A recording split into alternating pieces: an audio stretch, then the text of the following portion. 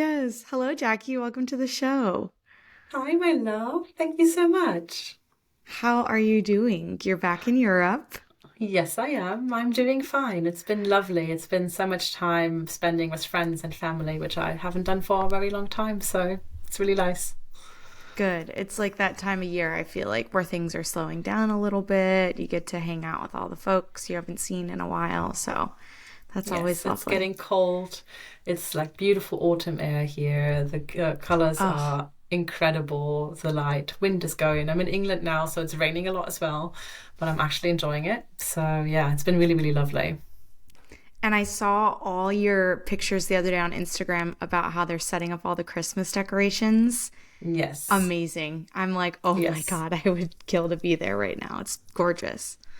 It's the first time that Cool. I'm actually like, oh yeah, I can't wait for the Christmas markets and the Christmas lights and everything. And I won't be in Germany for the Christmas markets, which is kind of sad. But Yeah. thankfully, around Europe, they have all the Christmas markets everywhere, so I won't be missing out this time. It's really Yeah. nice.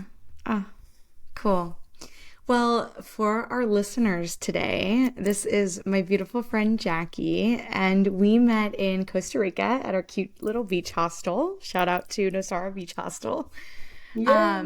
And it's so funny. Like, I saw you kind of roaming around, and you invited me to yoga one morning, and I was like, who is this girl? Like, why is she so, like, just comfortable in her own skin and just, like, free spirited, wants to talk to everybody? And I remember there was one night in particular where it just so happened that you and I were both sitting outside, like enjoying the breeze, and we were journaling. And I walk over to you and I'm like, hey, can I sit here? And you're like, yes, but we're both like gonna still journal, right? And I was like, yes, girl, like you are my twin flame. And that led us to like pulling out the tarot decks, playing with all the cats, going to walk for iced coffee, and all the holistic medicine and all that fun stuff that Costa Rica had to offer us. So you are like my moon sister. And you also visited me in Arizona. We headed to Sedona. What was that? Like 4 or something months ago? Oh A little gosh, I bit. wouldn't even know. What was that? Yeah. June, maybe? I Yeah. think it was in June. Yes. It was Yes. June. Wow. And Wow. for the Wow. record, of course, that night we talked and we didn't journal at all. Oh, yeah. No. No, we literally Obviously, I did none mean, of those but we things. did our best. I think we did like for 5 minutes, and then we're like, Yeah. okay, no, we can't do this. Yeah. We entered the astrology conversation, and I We was did. like, it's all over from here for sure. We did. Oh, that was such a fun Cool. night. Oh, Yeah. Well, I ask all my guests this question, and I feel like it's very rhetorical, but Jackie, are you spiritually active? yes, I am. Yeah. What does being spiritually active mean to you personally? I kind of feel like this is such a unique question to ask that I was with you when you like thinking about doing the podcast and starting it and you pitched the whole idea to Isn't me and that I was like, crazy? girl, oh my God, that idea is incredible. And that just that question is incredible because nobody ever asks you that question. They either assume or they don't know about the world at all. So, yeah, for me, going into that question and thinking about it, like, what does it even mean to be spiritual for me? And I kind of felt that it means following my own inner intuition and listening to Mm, myself and for the first time having something that feels like a religion but not in the type of way that I grew up knowing with, which I always didn't feel comfortable with. It didn't feel like something I wanted to follow, the ones I grew up with. And so it was always like without any faith or without anything to like higher belief or anything. And once I found the whole spiritual world, which includes for me like yoga, astrology, the moon, meditation, mantras, like all of these crazy things, but also journaling, growing for yourself. So I feel it's mm. not a fixed term for everybody. It's something that you feel. And for me, it's definitely like being witchy and never stop learning, like these things, energy, higher vibe, crystals, the moon phases, closer to nature and all of these things. So yeah, spiritual active means that I connect to myself and to the nature and everything around me and to the people who Yeah. also tap into these things. It can be just yoga or just crystals or just a tarot deck, or it doesn't have to be like all of it, but yeah, I feel that's what it means to me, and I'm sure it will explore and change over the years as well. And that's so interesting. Yeah. And yeah, I'm curious. Yeah, I love that like highlight of curiosity and variety, you know, Yes. because we as people will continue to evolve. There's never one size fits all for a lot of things in life, and I think spirituality is one of those things where, you know, yoga might really resonate with you from a physical sense right now. You just led a retreat, which we'll get into in Yes, I just a minute. did. But maybe like in the future, it could be more the philosophy behind yoga, right? Or like learning Sanskrit from its roots all the way up to now, like how we interpret it in English today. So I think it's just so beautiful that like you have, knowing you for how I've known you, like you have just the most open heart and mind when it comes to these practices, and being willing to just say like, fuck it, I'm gonna try it out and see how it fits. And if it doesn't resonate, oh well, at least I tried, you know? I absolutely agree. And I have a friend actually who is a fellow yoga teacher, and she has issues with her wrists. So she can't really practice the asanas itself anymore, but hers, like, I still practice yoga and the everyday things. And like, it's just such I feel it's a mindset. Like, spirituality is a mindset. Whatever it means to you and whatever you connect to, this is what it will be for you. And that's why it's so changeable. And we Yeah. grow with it, and it grows us, and it's just a beautiful, yeah, I don't know, holistic thing, which I absolutely Yeah. love. Holistic. Amen. Yes, the word, like literally the word of the century for me. Yeah, Holistic has been truly. really everything holistic, Yeah. and finally so many things make sense if you look at them holistically. Amen. Big picture always. Indeed. You listed a few, but what are some of your favorite modalities to connect with your higher self? I feel this is when I really go into solitude. So I'm by myself, I journal a lot, I retreat into nature or into a safe space for me. Sometimes it's also with people, but that's more than, you have a talk with somebody and then you go and like think about it and like see how it feels. Doing yoga, meditating, and all of these things really connect me to myself, and also being in community who has the same mindset. So that do yoga together, or that you can talk about spiritual things, like let it just be crystals or whatever, but like kind of gets you into that mood and spirit. But solitude I feel is the best way to connect to myself and listen to myself, hear myself even. I love that. I I struggle with that a lot. You know, I think both of us are very extroverted people, and love that like social connection. But oftentimes when I turn inward, I am inward. I am like doors closed. I want to be by myself, and sometimes it's hard for people to kind of understand that, right? Of like, it's not that I'm not aligned emotionally or energetically. It sometimes truly is just that like intimacy that you can cultivate when being in your own thoughts, in your own heart, that really ultimately connects you to that highest piece of yourself. I love that. I totally agree, especially I let myself to be so distracted by other things and other problems. And like, it feels easier to solve something else where you're like, oh, this is more important now. But actually, I'm just dodging something that I should be working on in myself. Or the feeling Yes. of loneliness often is not just connecting with other people, but rather connecting with myself, because I feel lonely within myself. And then it doesn't help when you get the people in from the outside. You think for a moment it really helps you, because in that moment you feel connected and loved and whatever. But as soon as then everyone leaves the room, you're alone again and you're in the same place. So nothing really happened. You just kind of, diverted the problem. And I feel like it's being in solitude and sometimes in that uncomfortable space where you have to shut everyone out and be like, listen, I love you. Oh, Check in for 24 hours, please, again, if I'm still alive, and like not solving my yes. eyes out, and I don't want to ask for help, because that's what I do as well. But like being with myself and then connecting with myself is literally the most beautiful thing in the world, and that Yeah. always gets me.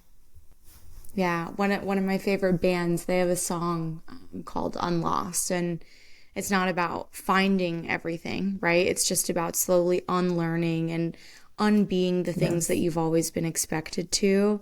And there's a line in that song that always says, how lucky you are to have yourself. And that No. always just so deeply resonates with me of like, truly, Yeah. we are the one person we get to spend our entire lives with, you know, in every single season. And so oftentimes we're really Make it a hard on good one. ourselves, and Yeah. right, yeah, we have to garden that environment and nurture it in a way that is supportive in whatever we're going through, even when we have that external support, or maybe don't as well. Yeah. I had a Yeah. friend who, I think it's a Winnie the Pooh quote, which goes, "How lucky am I to have something that I will miss," or something like that. Like it's kind of the same Oh, thing. Instead of being like, "Oh my God, it's so sad that it is over," be like, "No, how lucky am I that I have that?" And that's very. I've never heard it like to me. Yeah, how lucky am I uh-huh. to have myself, to support myself, and like be with myself. It's such a Yeah. beautiful thing. Yeah. I love it. Well, tell us a little bit about yourself and what your story is. I think you have a really beautiful perspective to share, and Thank you. we'd love to hear it. Well, where to start?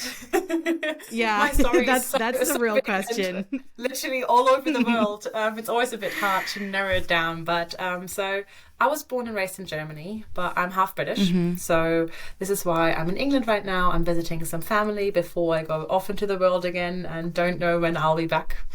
So yeah, I went to school. I did all like high school and everything, and then went to the US for 2 years, which was like kind of my first trip. I kind of knew I wanted to do that. I wanted to improve my English because I never like I'm British, but I never lived in England, so my English was not as good as it is now, and which is also why my accent is basically all over the place.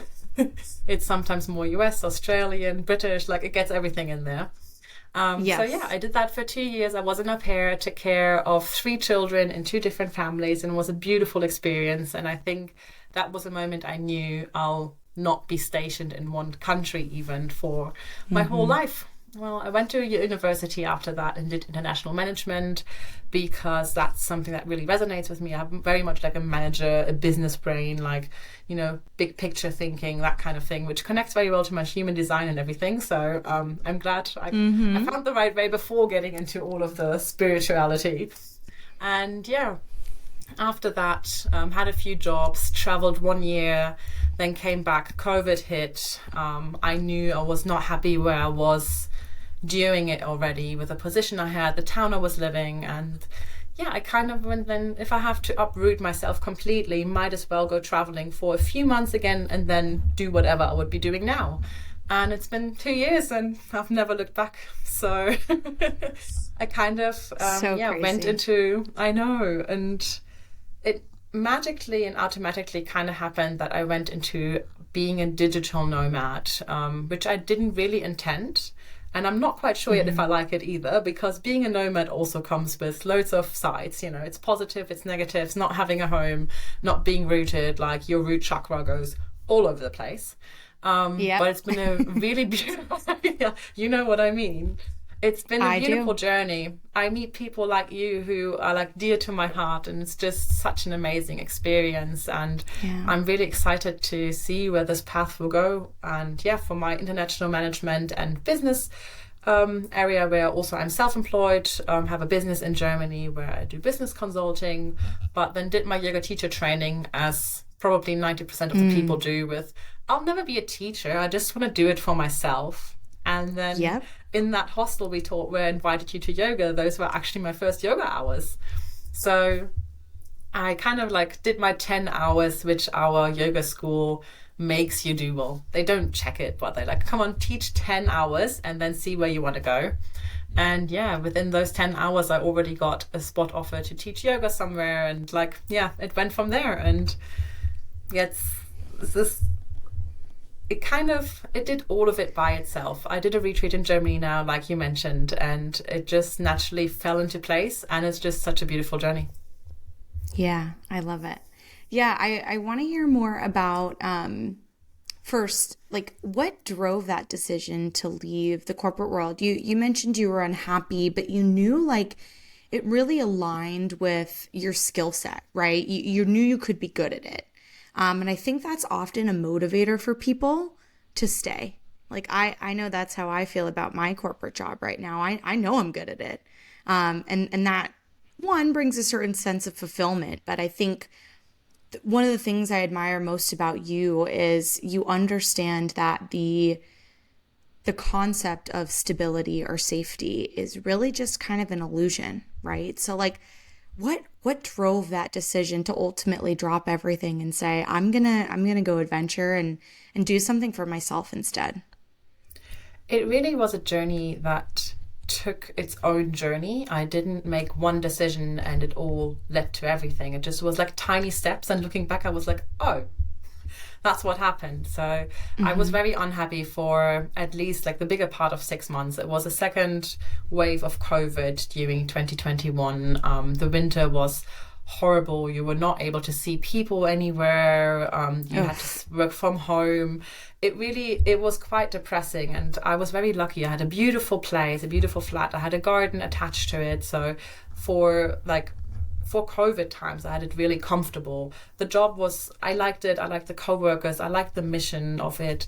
But somehow I felt very stuck in it. And I was so good in my position, and loads of people resonate with this from my experience.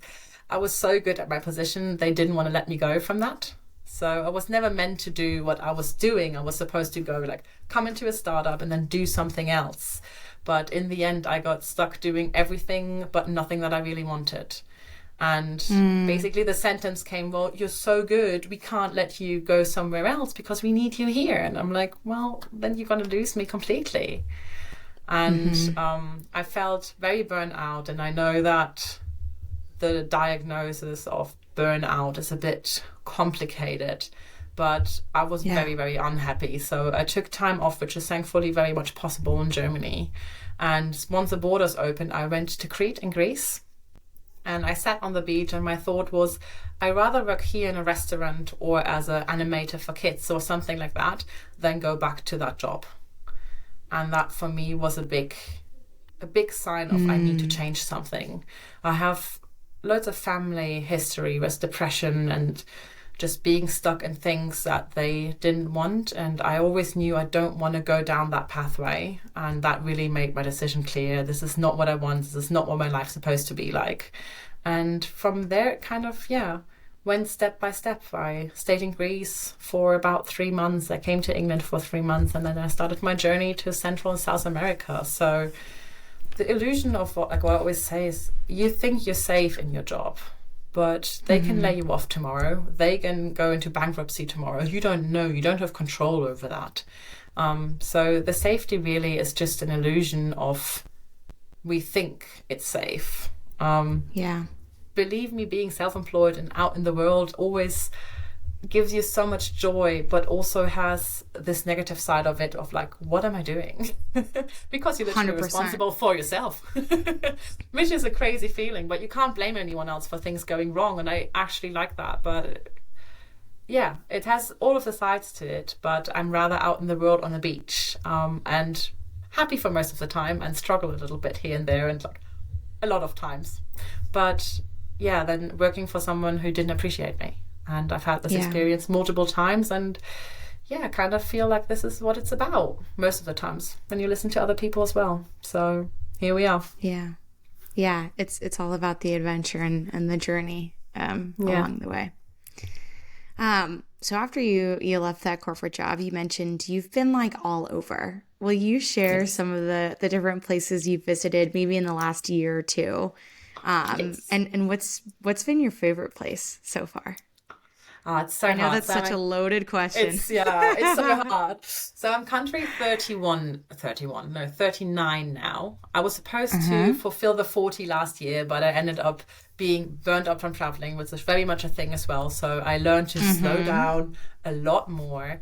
And I did Central and South America for the last 1.5 years about. Which again was supposed to be a 6 months trip, and it goes from there. It always has its own thing. And surprisingly, out of all of the countries, Costa Rica felt the biggest like a home to me, which was a big surprise to me because I got there and everyone was always like, oh my God, it's so expensive for backpackers. It's not really the thing to do. And you need to like go there, go quickly, leave. And that was what my plan was. But twice I got stuck, one on the Caribbean side there, and then in Nosawa for, I think, 4 months in the end where I stayed, where we met. And yeah, it been a beautiful journey through Mexico, Belize, Nicaragua, Costa Rica, Panama, Colombia, and Peru. I have to like do a little map and go through it. Yeah. And then I basically went back up. I did my yoga teacher training in Costa Rica as well, and then stayed in Costa Rica, did a trip to Nicaragua a little bit again, and then went back up to Mexico to do the other side of Mexico. So I've been up and down the whole countries. I love all of them. All of them are beautiful. Colombia for the salsa and the people who are just so warm. Peru for the food and the nature. Machu Picchu is absolutely incredible. I did the Inca Trail, which is 4 days of hiking just through nothingness. And then one morning you come out, technically, if there are no clouds, and see Machu Picchu from top. Of course there were clouds, but at some point you could see it. And it was just, the whole country just gives me the vibe of this is what life is supposed to be like. And it really changed my life in the perspective of what I want. I want a life that feels like a life. And I'm not quite sure how to achieve that yet completely, but once you have the feeling and you know what it feels like, you at least know what you're searching for. And I like that. Absolutely. I just remember walking in, I got to the hostel that we were staying in at like 9 p.m. at night. Everyone was like wrapping up dinner, like all of this stuff. It was dark AF out. I was like, I cannot walk anywhere now. I was definitely a little rusty on my Spanish. And I just remember getting into the hostel and being like, what the heck did I get myself into? Like, I had never stayed in one. I didn't know what it was like, where you're sharing a space with a bunch of people that you don't know. And, you're in a place where your language is not the first language. Like, there's so many things that frankly feel like they could go wrong or like scare you out of going on these adventures. And to be honest, like when I went to Bali later in the year, I still felt that way. There's a lot of, I want to say, risk that comes with travel, especially when you're traveling by yourself. But at the end of the day, like I think back to what I learned in that week alone when I was in Nosara, and it is what life is truly all about. Like you mentioned, like you have to put yourself out of a comfort zone to learn the language, to meet people that you could maybe really connect with, like thank God we got to chit-chatting on that porch that one night, right? Otherwise, I feel like my experience there would have been so different. And so, I just love the bravery associated with solo travel and being a digital nomad, not knowing kind of what's next. Like that is a big pill to swallow over and over and over again. You're constantly making quick choices and trying to figure out like, okay, I don't know everything, but we're going to go for it. Even just you, I remember hanging signs up at that hotel and people came to your classes and paid you to take your yoga class. And you're like, I might not know what I'm doing all the way, but like, I know enough and I'm going to do it, So it's so inspiring to hear, especially young women like you who are roaming the literal earth and having fun and still acknowledging that it's not all sunshine and rainbows all the time, right? Like you have to pack all your shit in like a very limited amount of space. And you don't have all the luxuries of, to your point, being really connected to a home.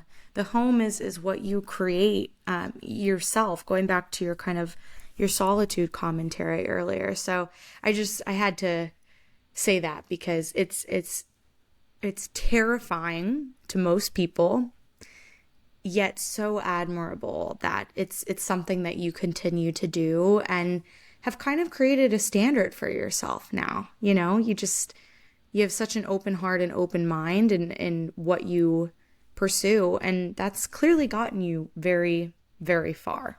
I 1000% agree. If you would have told me maybe 2 or 3 years ago that I would be staying in a hostel with 5 other people minimum in a room when I'm 30, I would have not believed you. I was like, no, that's not what you do in your 30s. In your 30s, you're supposed to have a house and kids and a dog and, you know, like, and like a corporate job probably. But honestly, like, I didn't choose the solo traveling in Central and South America. I started with a relationship, which was a reason I kind of went like, oh yeah, Central South America, like, easy, no problem, no fears whatsoever.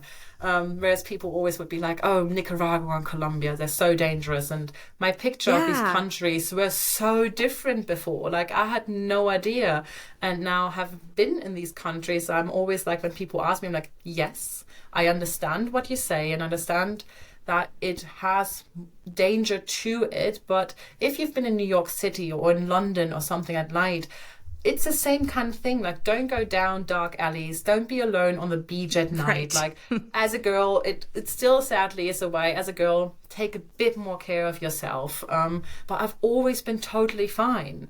And yeah, I would have not believed that before I've seen it. And me traveling solo kind of just went like, well, I kind of don't have a choice anymore right now because we broke up in the middle of it. So I had the choice of stopping and going home, or I went to my first place in Costa Rica, which was Puerto Viejo, which is like on the Caribbean side, and just went like, right, I'll go there and figure out what I do next. And it kind of went from there, like completely naturally.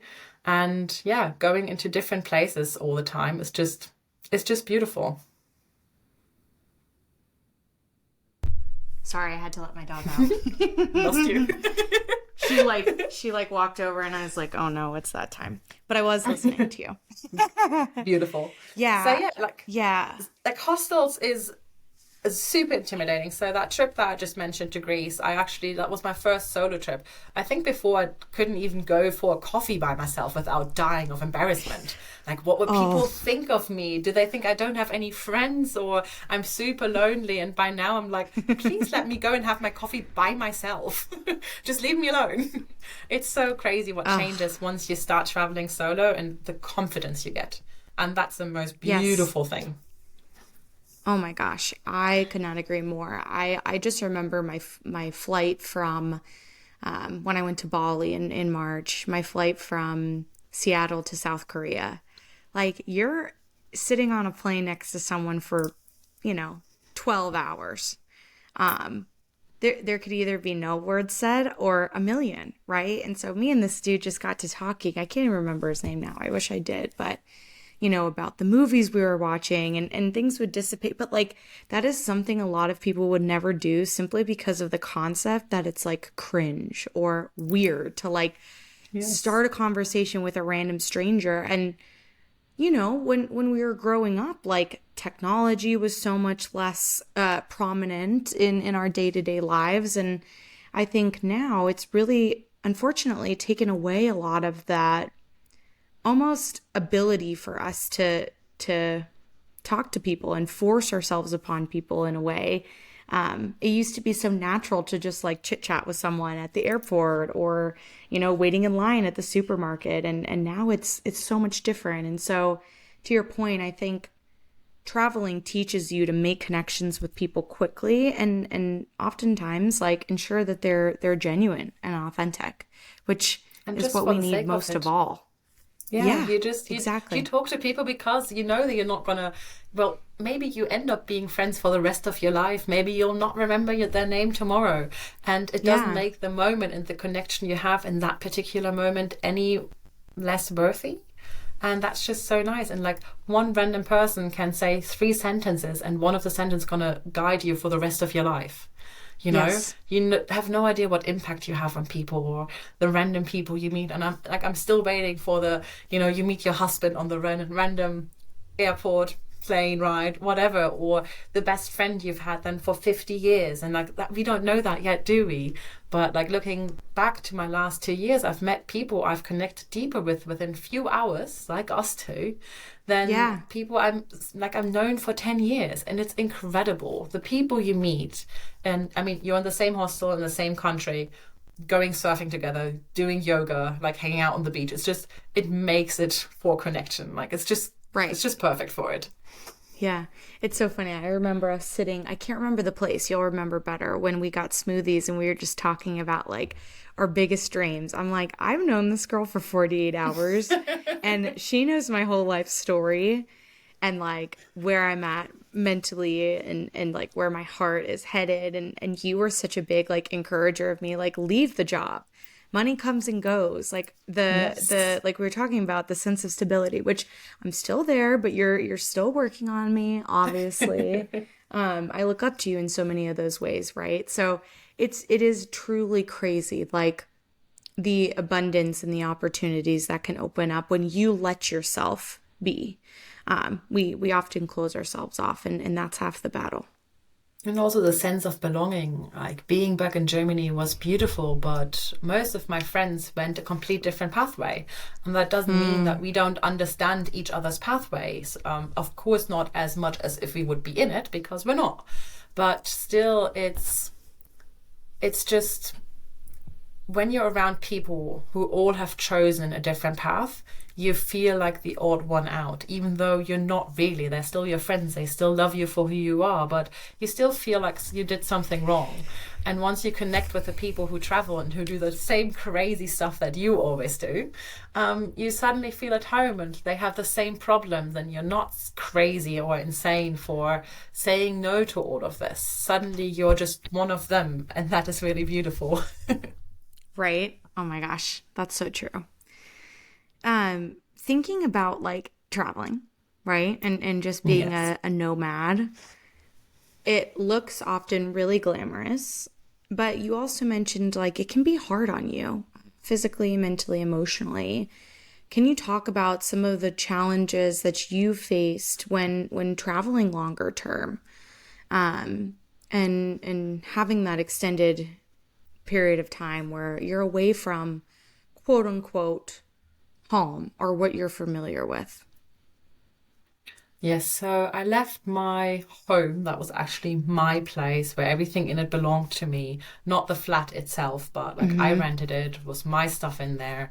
I had the keys to it, nobody else had access. That was about 2.5 years ago. And since then, I've been living either like stopping by with friends and family. I lived with my dad for 3 months on and off because I was house sitting in between, one of the things you do. Um, and you're like hostels, maybe Airbnbs, like basically really all over the place. And the biggest challenge of it, it's fun and games in the beginning, but when you get sick, when you get really tired Mm. and you don't have your own space because you either don't want to afford it, can't afford it, you're in a hostel with loads of other people and you have to like retreat, you have to learn to say no to many things, especially in hostels when you're staying longer terms. Loads of people coming in and doing the most fun stuff because they're staying for 3 days, and you maybe want to work or you want to read something or you do want to do other things because this is your life. And if you always just do what everybody else is doing, you're not going to progress anywhere. Mm-hmm. So I think that was a biggie for me, that to say no to things I actually wanted to do, because it was either my last night, somebody else's last night. You always had like these, oh, let's go out for dinner the 20th night in a row, and you're like, budget wise, not a good idea. Really not. But it's the Right. last night of that person that I really enjoyed, and I want to be with the group. So you have to learn to be in the group without being always in the group and like missing out. And with the fear of missing Mm. out present, obviously, it was really hard because you were always in the middle of it. Another really big thing is definitely the traveler's burnout, which I think after 3 months or so, depending on how you do it and what you do, but like regular travel, 3 months is the absolute maximum for me, that I can be on the go without staying put in a place for too long. So what I really learned is to grow roots in a place, which doesn't have to be forever, but at least for a few months. So I want to know which coffee shop I really like, or where I want to go Mm. to like work a little bit on my laptop, or like which beach do I want to go, while still exploring that era where you are at. And if you move too fast, you will get really bored. I think I did 24 countries in 11 months in 2018, 2019. So for 1 year full traveling. I know it sounds fun. It's crazy. It's that I've done tiring to that. hear, but like so cool at the same. So You know what I mean? crazy. It's like I'm sure Yeah, your I've, body was like, I've "What done is that. going on?" I've Yeah, done that, yeah. Like I have to yeah. remind myself every now and then because it feels crazy. But by the end, I did Bali in Japan at the end of it, month 11-ish, Mm-hmm. and I didn't care anymore. I didn't see Bali. I wasn't into yoga back then, which is crazy to me now. I know, But right? I think I wanted to do a yoga class, but we didn't really stay at one place at a time. And I was traveling with a boyfriend that time, and like we just had plans. We didn't stay in hostels because we usually would like sleep in a car, buy a car for in Australia, for example, and like I wouldn't meet other people very much because sleeping in a car is amazing, but also you don't have other people around you. And Mm-hmm. then I know I saw Bali, but I didn't like it because it was way too crowded. But going to Bali now for me, I think would be such a different journey. Mm. And then the same with Japan. I saw it, but really I was like, I don't care. It's another city, it's another country, it's a different culture. And of course, you're a little bit present, but you're so tired and it's just not worth the money for flying somewhere or something. So, yeah, really, this traveling, yes. Nomading, yes. 3 to 4 months in one place, please.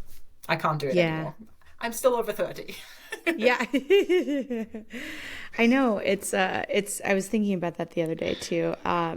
Bali was incredible, and so was Costa Rica, and I feel like I was so present, but at the same time not.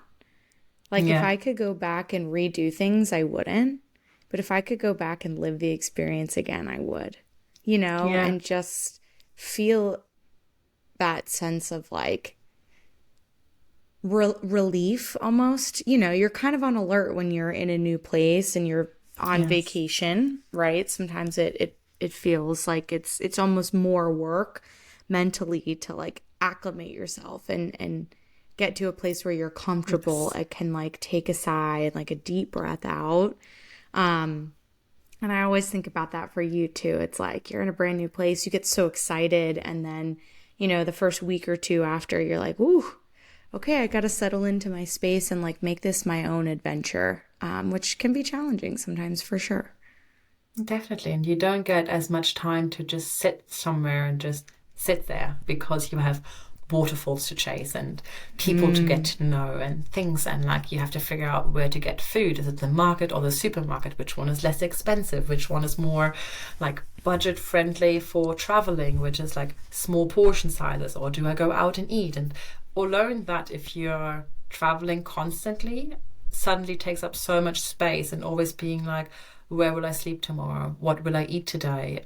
Who will I be with today? Do I want solitude or do I want friends? Like, especially the first days in a hostel, something where you mm-hmm, new. You want friends, obviously. You don't want to sit there by yourself. mm-hmm. But I kind of resorted to sit there by myself and people will I did find me. too. Yeah. And then once I'm ready again, I'm recharged because when I'm not recharged, I'm not the bubbly, open, myself. I'm kind of shy and like fear of rejecting just because I'm tired, not because that's what's Mm-hmm. going to happen. And yeah, once you let yourself rest and be like, somebody will find me, it's fine. And always happens. Somebody will always find you, or you go then to a coffee place and somebody from the hostel sits there alone and you're like, oh, hi, and like blah, blah, blah. And you talk and then suddenly Yeah. you're friends. And it's just so quick. Like you don't have to worry about it. But you do. And that's a fun part of it to learn to be like, I know I don't have to worry. Yes, absolutely. You've mentioned like budgeting a few times, right? And I fall victim to this constantly of like there's a very common misconception that and I'm even going through this right now, right? You have to have a ton of money saved up, or you have to have some sort of like ideal financial abundance thing, or you have to have this business set up outside of like you have to have something put together and like constantly flowing money into your bank accounts, let's say, for you to take this leap or to be on the roam and like actually enjoy it. But one thing I learned to appreciate when I was traveling, especially when I was in Costa Rica, is just how enterprising you can be. So, and making those opportunities come up as they do, So like for our listeners who might be thinking about taking a leap or roaming the world for a little bit longer than they had originally planned, like, can you talk about how you supported yourself while traveling to some of these incredible places and maybe not knowing what was next for you? I feel like this is such an incredible and complex question because it will be so different for everyone, literally. Like it's a big yes and no. So as you've experienced yourself, I'm the person who makes people quit. I have a few people on my reputation that actually quit their job, and because I was like, when people are like, oh, like, I don't know, and I'm like, go. Just, if you're there already, it's time for you to go. You're just scared, which is understandable. Jesus, I was so scared of like, what is going to happen? Like, what if I take that step? But I'm really learning and like still actively learning that money is just energy and money will come back to you. And traveling is not that much more expensive than having everything you have. So having an apartment, having a car, having like all of these side, like we spend so much money, like let it be decoration. Do you know when I bought the last decoration? Like where am I supposed to put it? And maybe Totally like fair. I splurge on a candle maybe, or like on sage or like something like that, a crystal. But I have to carry everything with me. So these expenses just don't happen. So, or like shopping sprees. I can't do that. Where am I supposed to put it? I'll buy a new pants every now and then and like change my wardrobe up a little bit, go like secondhand shopping, try to make it ecological, like, nice, and also financially nice, because you need to have things that you're literally, okay, it's cold now, I need warm clothes. Okay, it's warm now, I need to get rid of the warm clothes. And then you donate it to somebody else, or you leave it somewhere, or you bring it to a secondhand store. So yeah, it's really different. The expenses are very different from what you're used to when you live into your, let's call it regular life, for lack of a better word. Sure. But they're not much different. They're not much more expensive than the other. It can be. I mean, you can live in a really luxury resort somewhere, or you stay in a hostel for $8 a night somewhere, which might be nice or might be a bit cringe, but that's just part of it. For me, it really, I had the abundance of money coming in from me from family history, which is, I won't be getting into it too much because it takes too much time.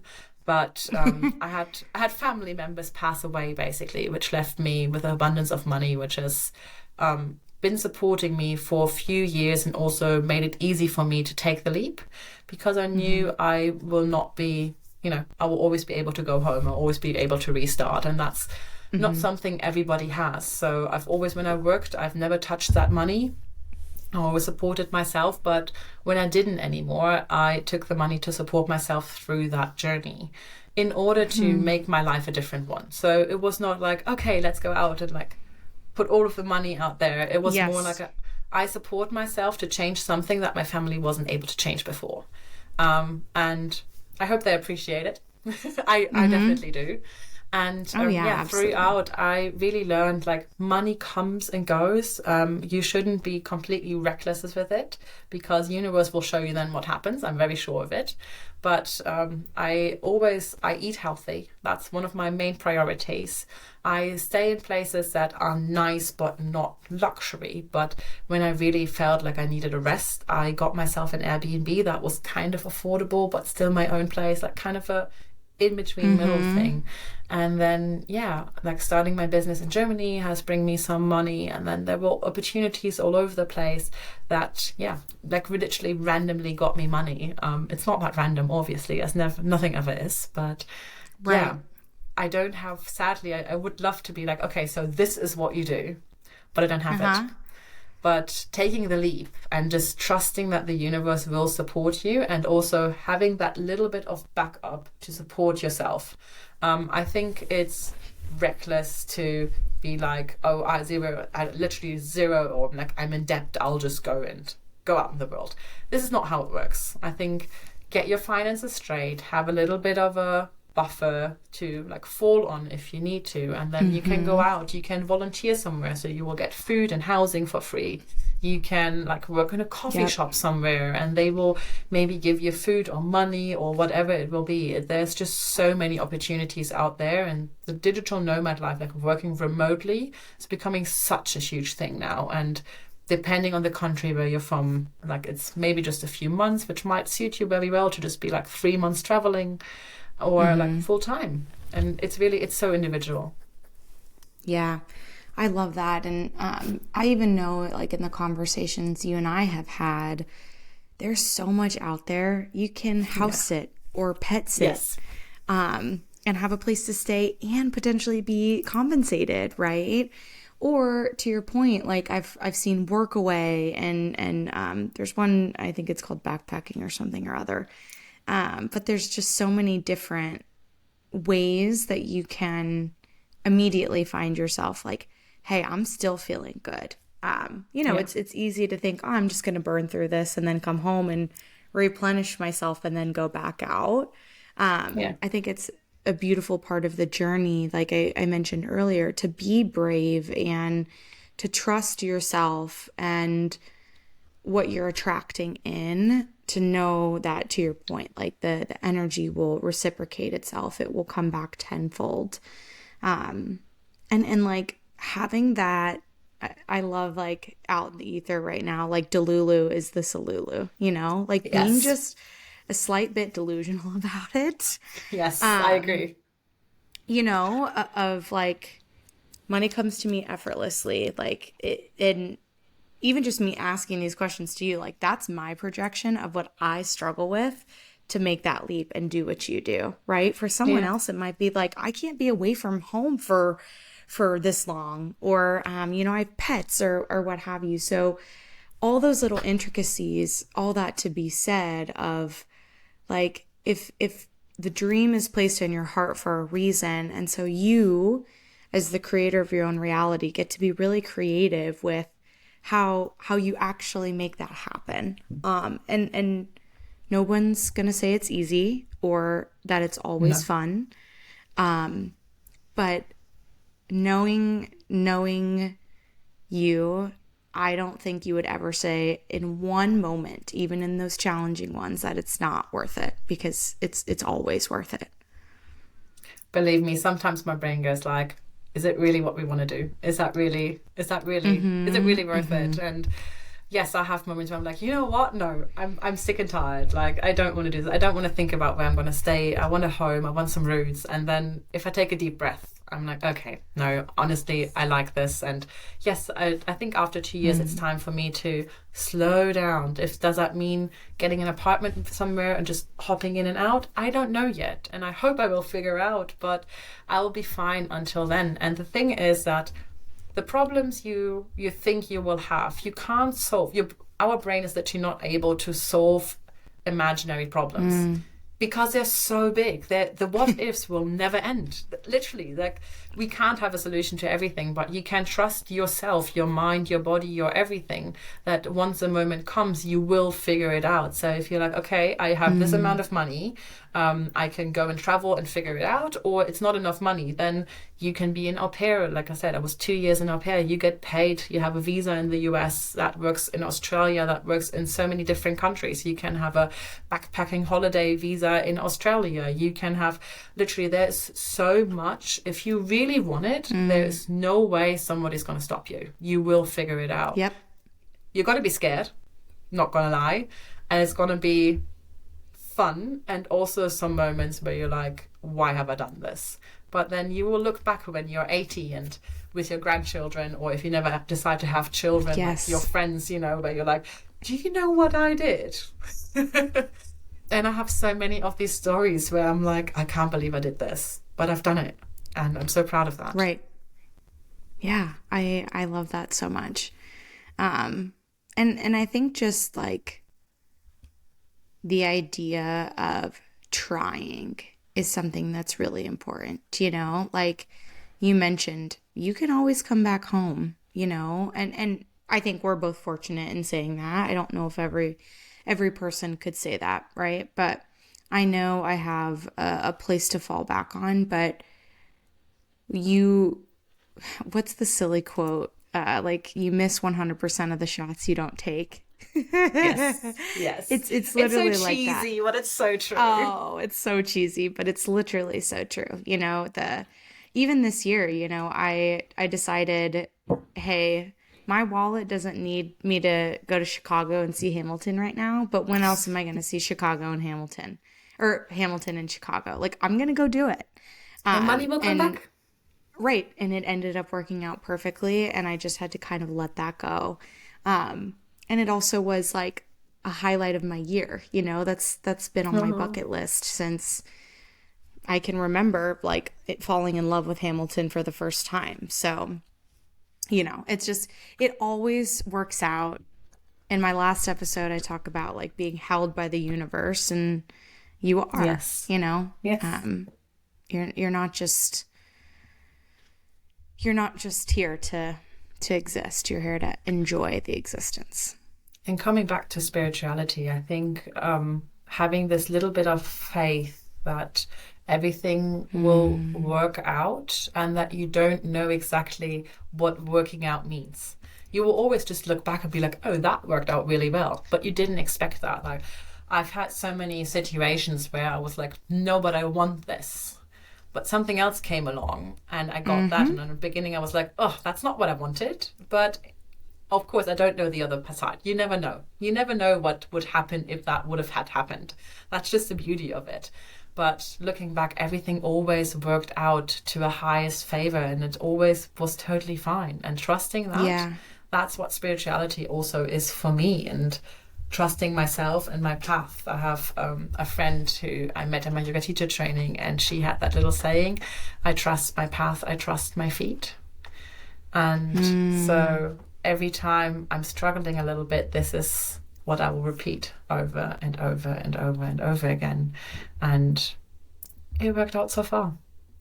I love that. It brings the ethereal connection back down to the ground level, right? And the human experience. I think it's easy to be like, I'm traveling and doing all these things and learning these amazing cultures, and that delivers me ascension, right? In my spirit. But to your point, we still are living a human experience, and part of that is being grounded in the quote-unquote reality that is presented in front of us, and trusting that those two things coincide and are working together in your favor always.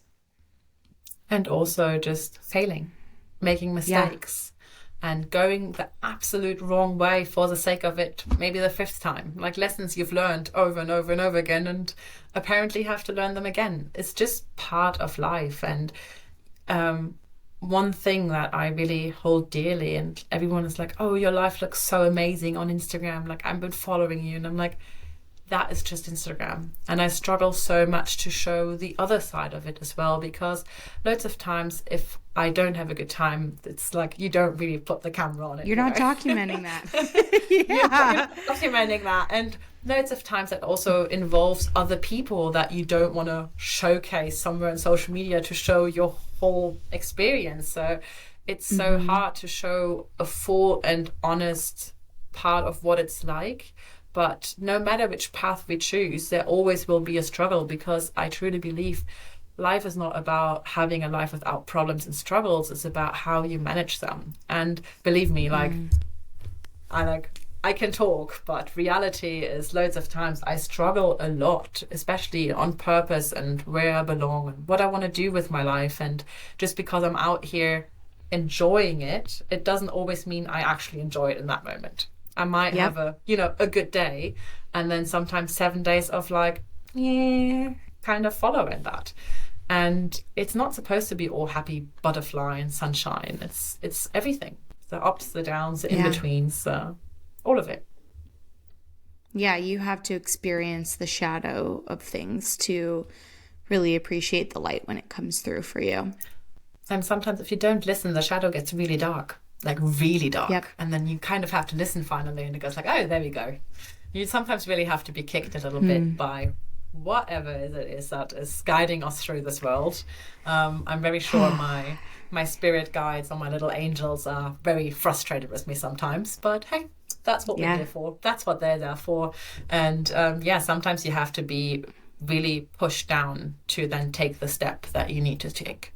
Like me being so unhappy in my job got me to where I am today. Not that this is all sunshine and rainbow, but it definitely is better than what I had before.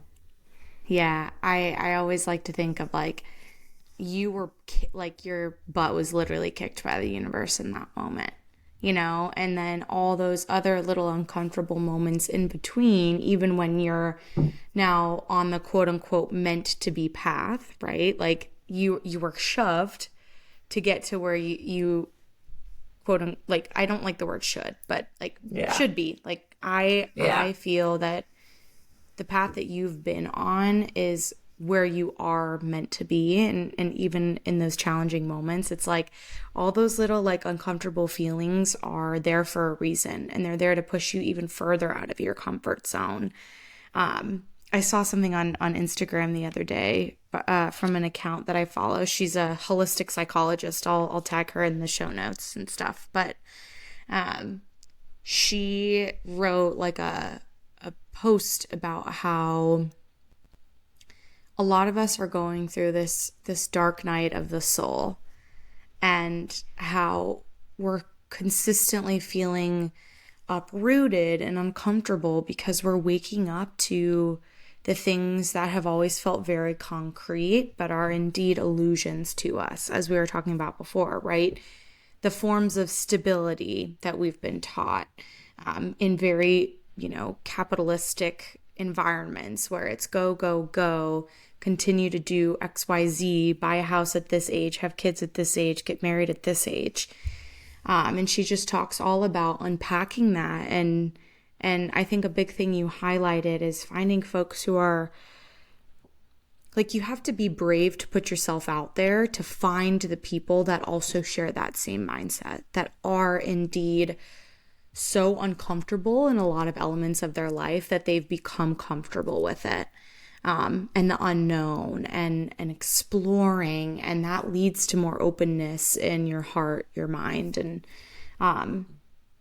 I just think it's something that I'm surely experiencing, and I'm sure you are too. Right? Like those mini dark nights sometimes feel like they extend themselves a little bit longer. And even the imposter syndrome of, oh my God, I'm so blessed. I have so much gratitude for the journey that I'm on, the adventures that I've been through, right? We're still allowed to feel those feelings. And I'm recognizing that escaping and moving somewhere else, or visiting a brand new place and experiencing a different culture, some people might look at that as you're running away. And I think of it often as running towards, you're seeking that higher meaning or purpose. That's really hard to find when you're stuck at a desk, or, you feel stifled by the environment that you're in, career-wise or not. And now I'm rambling, but just what you said really resonated. Well, yes. What you said really resonated with me. It's really hard to like stomach that feeling of like, I had a great day today and I'm in paradise. Like, what's wrong with me? Nothing's wrong with you. It's just sometimes normal. Being a human is difficult. Yeah. And like 100% yes. I think no one ever, maybe they think that, but no one ever came to my face and be like, I think you're running away. But I started asking myself that question coming back to Germany, where I was like, the first week was literally my whole body going like, absolutely not. No, we're not doing this. We're not staying here. I don't want this. And in every other place, I'm like, yay, new place. And like, of course, it's not new for me, but like coming back to that felt like kicking myself in the gut. And I was like, wow, am I running away from everything that has happened before to me? Am I running away from the version I was that lived in Germany?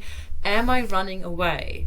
But what you say, like, maybe I'm running towards more being myself and saying no to something that doesn't work out for me is the right thing to do. Maybe I run away. So what?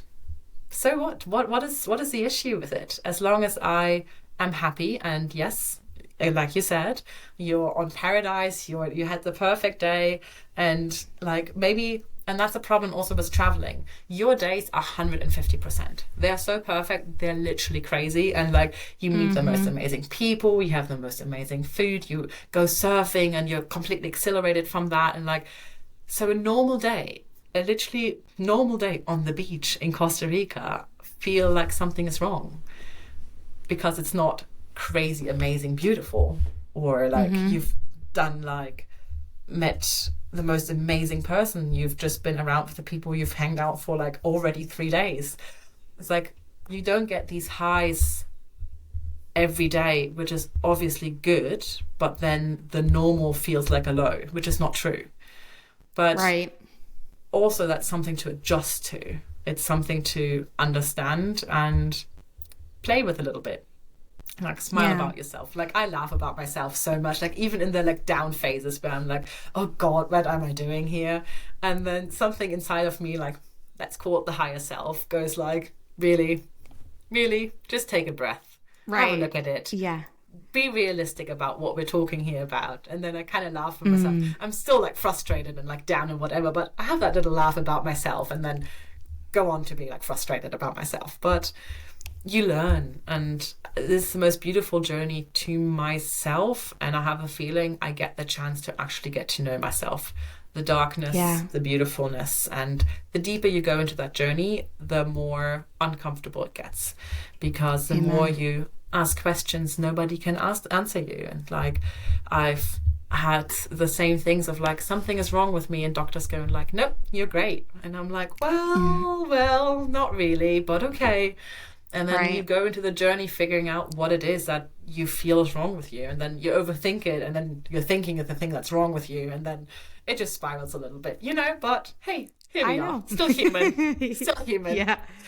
Well, I think that spiraling is what makes us human, Yeah, I think so too. I think the feeling of needing to run away is also a part of that, like you're constantly figuring it out. And as I think we've both learned a lot lately, there's no destination. It's just this constant journey. And so rather than looking at it as like oh my God, like what is this next week going to look like? I just have to get through this. It's more so, oh my gosh, like look at all the opportunities in front of me. I'm truly going to be fiercely present and take each day as it comes, and also let myself feel those feelings, even though like the imposter syndrome needs to go. I can't just like be chattering in the back of my head about all these emotions that I'm going through, that I'm feeling, if they're still going to be there. They're still going to resonate with me, even if I tell myself not to do that. So you have to let yourself find ways, your modalities or connection points to like heal it and feel it and go through it. Exactly. And like, right today, I had a 1 hour car ride with my dad today, me crying through the whole car ride about being perfect and like trying to like, find my place in the world. I'm not sure what I'm kind of being like, I just want to be a baby sometimes, like not think about all of these grown up things, and him being like, well, you're grown up, you're going to have to. And it's where you're like, sometimes I just don't want to do all of these things, and then giving yourself a break and then cry it all out, lay down, watch Netflix for a little bit, give yourself some grace. You're a human. Like treat yourself as any friend you would treat, and that's what we don't do. I can only speak for myself and the people I've heard, or everyone went like, yep, that's what we do. We're so hard on ourselves for literally no reason. And to a friend, we would be like, listen, here's some chocolate, here's a tea, lay down, cry it out, let's talk about it, take a deep breath, and then let's go. The hard side about that is not to slump into this, pity puddle, whatever you want to call it, and just be like, oh, everything is so hard. Like, let yourself feel it, get over it, move on, and that constantly keep on going. For me, the worst thing is to have this being stuck in the middle of not feeling it. Not crying, not happy, just frustrated, or it doesn't want to come out. Like, I don't know, throw a pillow around, like scream, cry, vent to your friends, go to a workout class that makes you cry, whatever it is, find that thing that helps you somatically release these things. So talk therapy and somatic therapy, which I didn't understand like 6 months ago maybe is such a big thing. And we're maybe taught that talking therapy, if that's not a taboo completely, but so somatic therapy, nobody ever talked about that in my area at least. And it's such a deal. Yep. Like, it's such a deal. Yeah, I agree. Well, and I think that's why, you know, when you think about yoga, right? For example, it's one of those like, oh, okay, like it's what all the hippy dippy people do, and here's why. And I'm like, no, here's why. Like, you'll leave classes pissed off. You'll leave classes crying, like just from release. You'll leave any sort of I'll even say like physical movement. Like, it feels like church sometimes. I'm like, woo, that is exactly what I needed to hear, because it lets you work physically while you're working mentally at the same time. It lets you move literally through something. And that is healing. Like, you were blessed with these physical bodies for a reason. Why not go practice the modalities, the methodologies, whether it's Pilates, whether it's going on a run, whether it's surfing, like immersing yourself in that healing without even that intention. It just naturally happens, to your point. And I love that. And whoever never done like anything like yoga or something, try hip openers. Try hip openers and see what happens. Because so many people do their hip openers for the first time and bawl their eyes out. And that's what yoga is about. It's if you get a teacher that also is very into Sanskrit and like teaches things from the heart next to it. There are like so many different teachers. And to be honest, for me, yoga was definitely the first one to be the hippy dippy witchy stuff, and I love it. I'm so like, I love it. Like, I did yoga and then suddenly I did this and I did this, and now I look back and I'm like, literally, like, I hope loads of people see me that way. If not, I'm really hard working on it to be that witchy friend, to be the person to be like, oh no, you like drink that, do this, have this, go for a run. Don't just take medication. Like, take your crystals and do this and then sleep over it and manifest that. And like, I want to be that person who brings it into, because I don't know if it works or if astrology is real, but so many times it just works out, and that's all that counts for me. Yeah. Well, and with anything in life, whether it be spiritual or not, it's only weird if you don't believe it yourself. Right. So like, I have so many people in my life that are like, astrology's dumb. I'm like, well, it might be dumb to you. It's not dumb to me. It actually resonates, and it's a tool. It's not a fated, like, this is your future, Jacky. It's like no, these are actually the beautiful things I can recognize about myself, celebrate, and then also have self-awareness when I move back into whatever opportunity is ahead of me or whatever I find myself in now. Same thing with like things like human design, right? And they don't give us all the answers, but they are tools to enable us to seek those answers and make them our own. And that's the beautiful thing about them. It's the most beautiful thing. And if it resonates with you, it resonates with you for a reason. And I'll never be the person to be like, oh no, but this is true. Never, because it might be true for me. It will never be true for everyone. And I feel my favorite thing is oracle cards. Oracle cards, they have like a whooshy, like cute message on it. And like people be like, that could mean anything. Exactly. That's because your subconscious will take the message that you actually need to hear and put it into the card. I believe everything, astrology as much as oracle cards, as the next thing, manifestation. All of these things is your subconscious working with you and you actually being able to access your subconscious.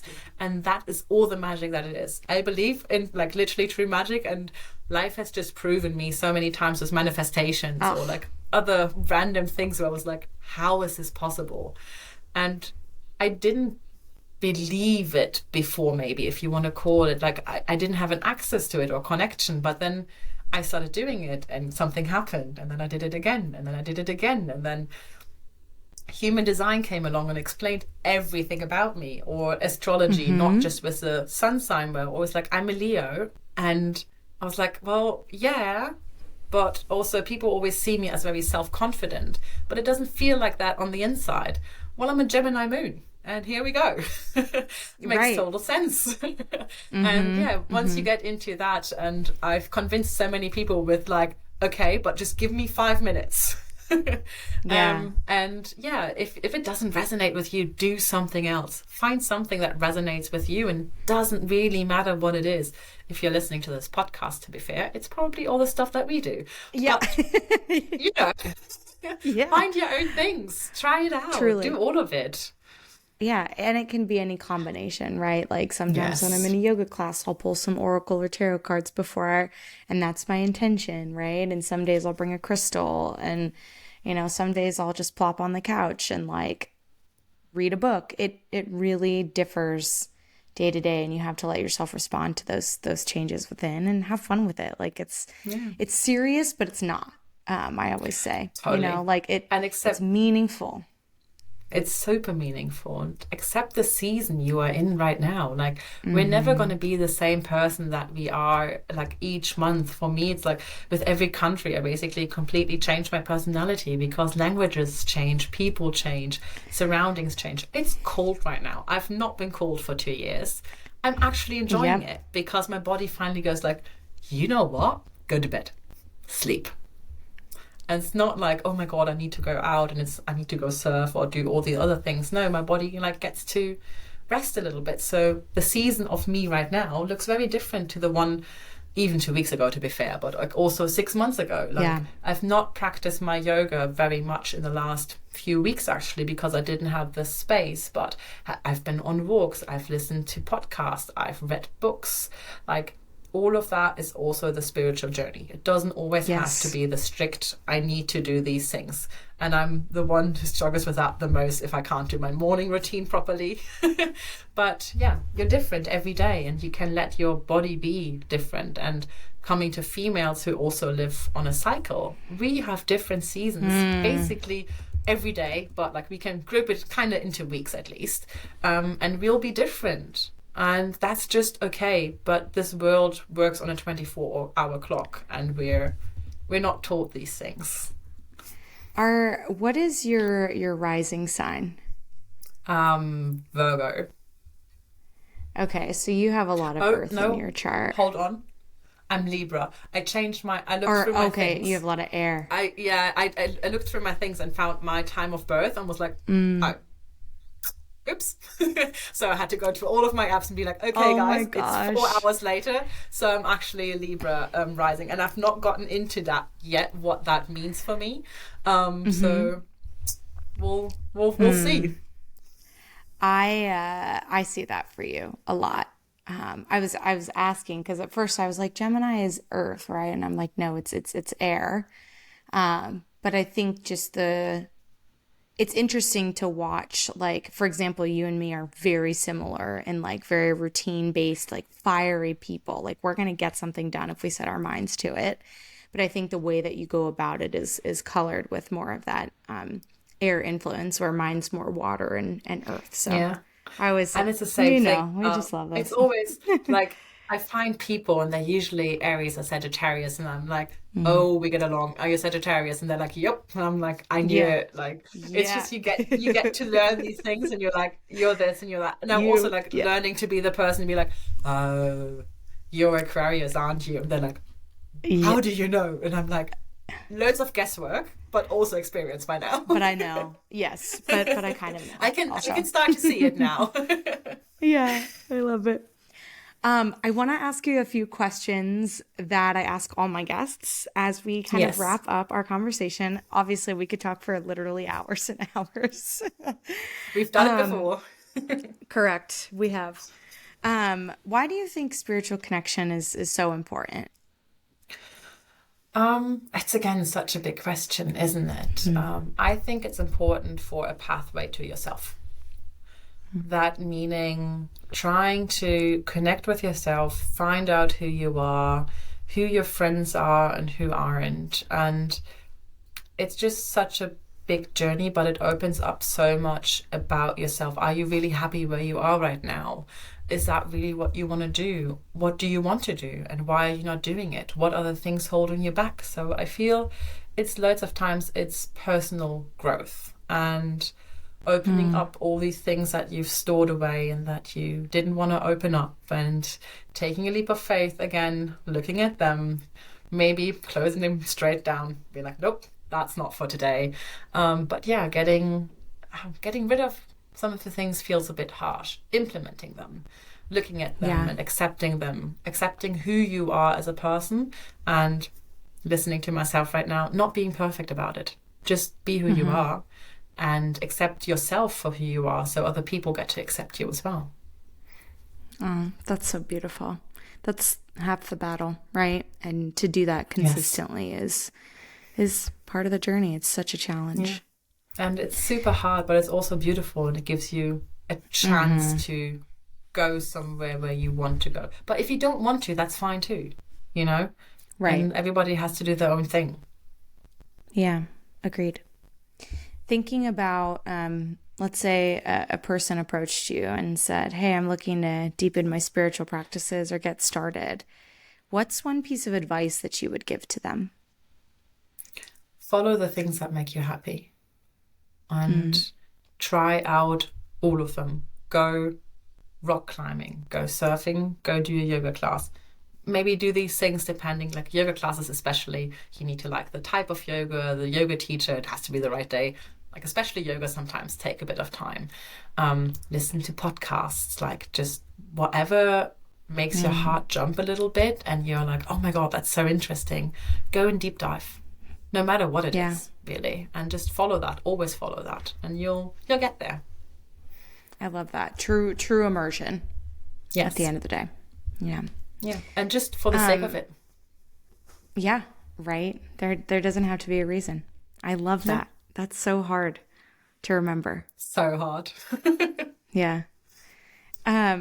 What's a book or a resource that you would recommend for listeners who might be wanting to learn more about what we discussed today, whether it's, you know, traveling or oracle cards or yoga or anything in between? What's a resource you'd recommend? That's also so hard. In general, podcasts, I feel, are something most people resonate with because being in that type of conversation feels easier than reading a book by yourself. But right now, I'm really obsessed with the books of Brené Brown. And also TED Talks, for example, are a huge thing. That's how I found her. And her talks on vulnerability are just insane, and the books she wrote as well. And it's not something that will pop up that if somebody asks you for a book recommendation, like The Alchemist and like all of these things, they always come up. She, for me at least, never popped up. So this is one that I recommend now. I love that. We talk a lot about her at my corporate job as well, just as being such a amazing resource for being human everywhere, you know? Yes. Like there's, to your point, I've seen a lot about her, like vulnerability and having fierce conversations is what I think she calls them, right? And I think one of her quotes is clear as kind. And that's very difficult to be clear and also be kind when we are feeling all sorts of ways. But being human and recognizing that we are each human is something she preaches. And I just love that so much. And practicing being the person that you want to be. And it's not going to happen the first time that you're going to be perfect. There we go again with that shiny word. Yeah. Just you have to fail to practice to get better at it. And the word shame, she talks a lot about shame and vulnerability. And in the beginning, I was like, oh, I'm not ashamed of anything. And then, obviously, you try to bullshit yourself. And then you read the book and you think more about it. And then you write something down just to like figure out what your brain thinks about it. And then you discover like, oh no, all of it is shame. We just haven't categorized it as shame maybe. Or we're like I go out, like I stand in front of people and talk to them, like I'm not afraid or ashamed of these things, but there's so many like small tiny things, like even like I don't know, you tumble somewhere on the street and you're so ashamed of like random people who could have seen you. Who gives a I'm not going to curse on here. Yeah. Who cares? But these little moments of shame where you're like, oh my God, what other people are thinking about me. These are so important in our day-to-day life. And that's what she talks about beautifully. And you can read her books over and over and over again. And there's so many of them as well. Yeah. Learn something new every time. Yeah. Yeah. I love it. We didn't talk much about your retreat, but We didn't. yeah, I want to hear a little bit about how that went and what maybe we can look for from you in the future, if you have any plans yet. Yeah. So the retreat really happened in Germany, literally by fate, maybe. I'm not quite sure what made it happen, because I came to Germany and was like, well, I'm not going to be a yoga teacher here or anything really, but because I don't know the community, I don't have any access to them. I'll go to a few yoga classes, I'll be out of the country, that's it. And then I spontaneously got to teach a class at one of the German sites, basically, because the yoga teacher was sick. And 24 hours before, I was like, oh, wouldn't it be funny, because I'm going with my friends, if I would be teaching the class. La la la. You manifested that shit. I know. I hope she was sick, and I hope she's okay. I was like, oh my God. Yeah. That's not what I wanted. Maybe I knew she was going to be sick and I saw that. I hope it's that way around. It's literally that classic, like, is there a doctor on this plane? It's like, is there a yoga teacher present? And you're like, shoot, that's me. I gotta do it. And she's like, can you teach? And I'm like, yeah, like I can just teach. She's like, amazing. I'm like, cool. So by the end of the class, coming to manifestation, everything, the people were like, oh my God, this was so nice. Like, where can we do yoga with you? And I'm like, oh, I'd love to say my next retreat will be then and then, there and there, but I can't. So then I end up going to this place which I've known, and like friends got married there, and it's just this gorgeous place. And I sat there the next day and was like, oh, you know what? This would be an amazing place for a retreat. And because I was in contact with the owners, I was like, guys, I have a business idea for you. And in the end, they were like, oh yeah, we always thought about doing that, but we like didn't really know where to start. And I'm like, well, you have the place. I know what to do. Let's go. And so we spontaneously, with 6 weeks marketing, did a retreat, which is still very insane to me. And we got loads of resonance. Like, people loved it. Like, friends of me were like, oh, this is incredible. But nearly nobody had vacation days left. It's the end of the year. October is a very busy month in Germany anyways. And we were like, before it gets too cold, we kind of like, let's do it now. And like, let's just try it. And we had 5 beautiful people showing up to the retreat who signed up. And we had 6 days that were incredible. I'm beaming of proud thinking of these people who went on a journey with me, and the experience of having people follow what you say and see it resonate with them. We had a breathwork session where literally everyone cried. And I was like, that they feel safe in this space. That was just beautiful. I think a retreat as a yoga teacher feels like the best thing you can do, because you don't just have an hour with them, you have multiple days. And seeing them develop and going into themselves and progressing. And they wrote things down that they read again on the last day, and they were like, oh my God, this is crazy. It was such a beautiful experience, really. And nothing yet is planned, but it wasn't the last time. So Amen. Who knows what will happen tomorrow, the day after, or whenever. I love to do it again, and I'm very sure I will. And having a retreat and having people around you that kind of, again, are on the same journey as you, that want to learn about themselves or just rest a little bit, I feel we are going to be friends for the rest of our lives, and we'll see each other again. And especially, it's been the first retreat for me that will always have a very, very dear place in my heart, obviously. And it was such a beautiful place where it took place, and with the owners, everything, it was just everything. I was like, oh, that would be nice. They had it already, or they were planning on like building it already. Like, it literally just fell into place. So so much about fate and manifesting, or whatever you want to call it. It was absolutely gorgeous. Trusting the alignment. Absolutely. I truly, truly believe that one holiday at a year should be all by yourself. One with your friends, your boyfriend, your kids, whoever you have that you would like to spend time with, and one on a retreat where you go by yourself and you're forced to meet new people, because if you go with a friend, you always stick together and like, I mean, obviously that feels nice, but 100%. you don't open up, you know. I feel a retreat should be a once a year, definitely. If it's just a weekend or a week, retreats are just the best thing, I find, honestly. You know, I'm a big fan of those myself. Yeah. And I'm just so proud of you. It's so funny thinking back to once again that day in the cafe in Isara when we were like, Yeah. here are our big dreams. And one of like mine was like, I want to start a podcast, and Yeah. you And know, here we I want to are. immerse myself. Yeah, and here we are. And you had that dream too. And it's so cool to have watched the alignment just naturally happen when you open your heart in that way. Yeah, and you So doing that's this just podcast incredible. is such an inspiration for me as well, to just be like, Oh, you know, like I said, like we were sitting on your bed while you were doing the colors for it and everything, and oh that's what it is yeah. today.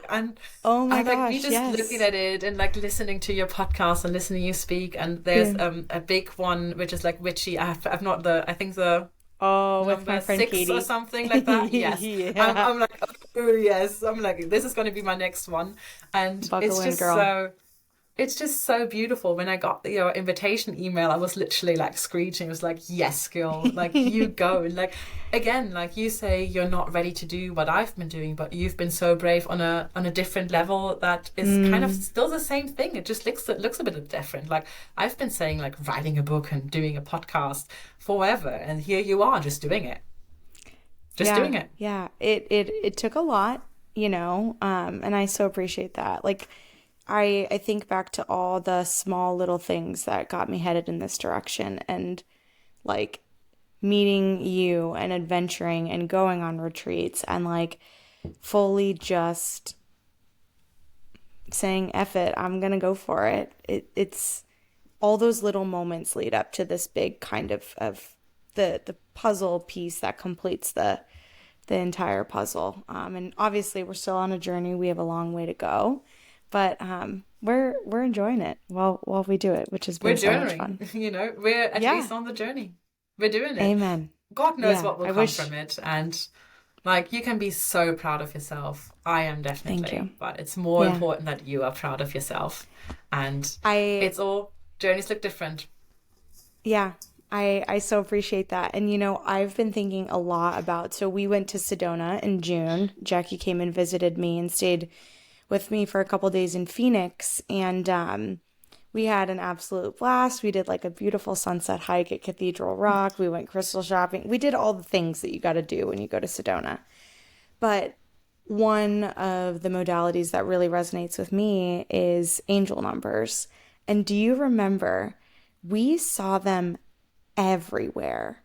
Like license plates, Oh, yes, addresses, everywhere. times, like just, you know, just very potent experiences that we had. And I've been seeing 555 a lot, and that is the angel number of like, you know, having faith, the universe is moving things for you, big change upcoming. And so I'm just like, every time I see that, I think of you when we were in Sedona and it was just everywhere. We were I like, think woo! yes, Like, on we're the getting drive ready back, for big yeah. change. I remember that on the drive back, you were saying something. I don't remember what we were talking about, but I mean, obviously the car drives were like the most intense talks ever.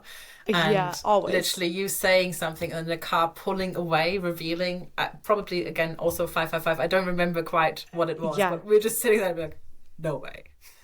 Yeah. It was just That's so like spooky. crazy spooky. Yeah, it was so Yes. fun. Yeah, I love it. Where can our listeners find you?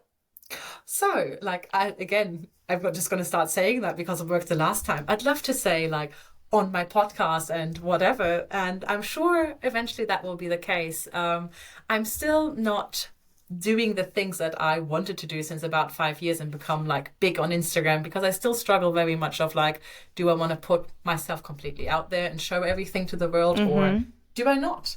But I think I'll have to find out. So my Instagram is Jacky_Mooney, and I'm sure it will be in the show notes. And yeah, follow Sure along will, girl. for whatever will come there. Who knows, really? But loads of traveling, definitely. Loads of yoga, loads of like self-finding happy moments, and trying to share more of the sad moments. We'll see how that goes. And a plus, a little bonus is Jackie speaks like 40,000 languages now.